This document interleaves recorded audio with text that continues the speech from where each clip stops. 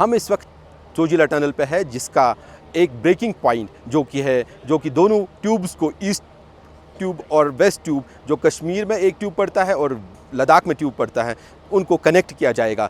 इस तकरीब को अंजाम देंगे यूनियन मिनिस्टर फॉर रोड्स और हाईवेज़ नितिन गडकरी। यहाँ पे एक ब्लास्ट किया जाएगा, जिसके बाद इस टनल को आखिरी मकाम तक पहुँचाया जाएगा।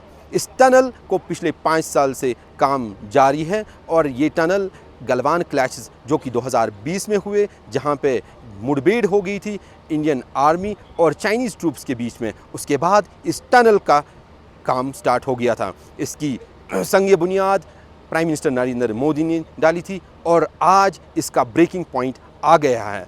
इस ब्रेक थ्रू के बाद इसका मकसद होगा कि ये टनल तैयारी के लिए बहुत नज़दीक आ रही है। ये टनल दुनिया की सबसे लंबी टनल होगी, जो बाई डायरेक्शनल और सिंगल ट्यूब टनल होगी, जिसका एलिवेशन 11,500 फीट होगा।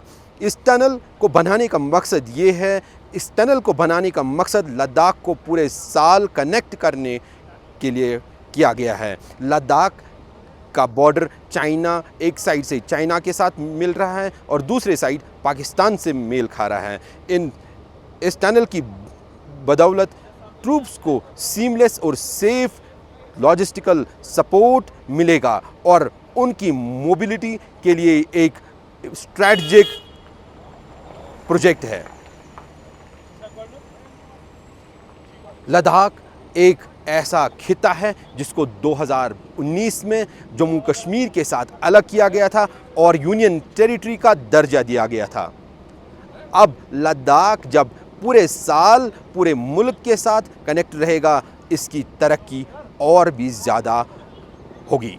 Mauzam Mohammad, ATV Bharat, at Zojila tunnel.